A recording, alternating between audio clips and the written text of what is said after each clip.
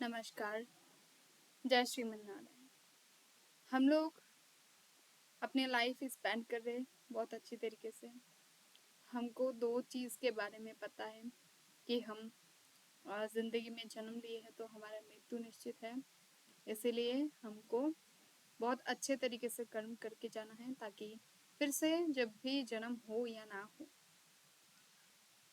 इतना अच्छा काम करें कि अगर जन्म हो तो हमको एक अच्छा योनि में जन्म मिले। और सबसे बेहतर तो ये है कि हमको मोक्ष प्राप्ति हो जाए।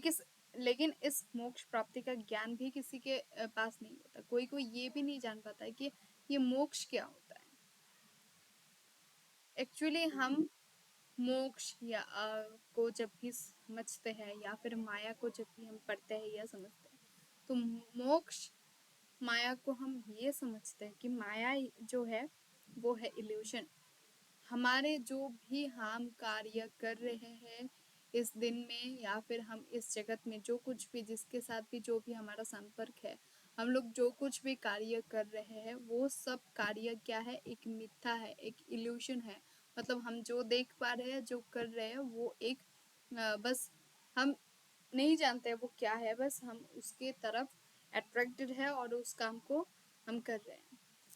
माया मतलब कोई भी पर्सन नहीं है। स्पेशली माया मतलब वो चीज़ है, एक सिंपल तरीके से बस इतना है कि माया वो है, वो चीज़, वो कार्य या फिर वो थिंकिंग जो आपको आपसे दूर करते हैं।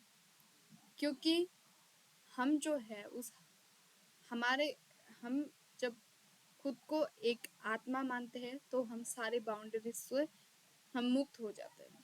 उसी को हम मृत्यु से पहले वो मोक्ष का प्राप्ति हो सकता है। जैसे कि मेडिटेशन करके या फिर जो साधु संत है वो लोग मोक्ष का प्राप्ति मृत्यु से पहले जो समाधि ले लेते हैं, उनको ये फर्स्ट स्टेज है मोक्ष प्राप्ति के लिए। लेकिन ये सारी बातें डिस्कस करना क्या वाकई हमारे लिए ज़रूरी है क्या? हम जो ये साइंटिस्ट जो कुछ भी इन्वेंट कर रहे हैं या फिर जो कुछ भी है उसका बियॉन्ड भी कुछ होगा ना।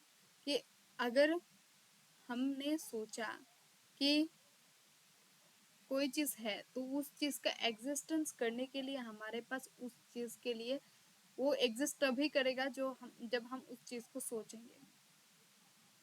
जैसे कि एग्जाम्पल, आपके यहाँ पे कोई एक घर है या फिर कुछ ऐसा चीज़ है,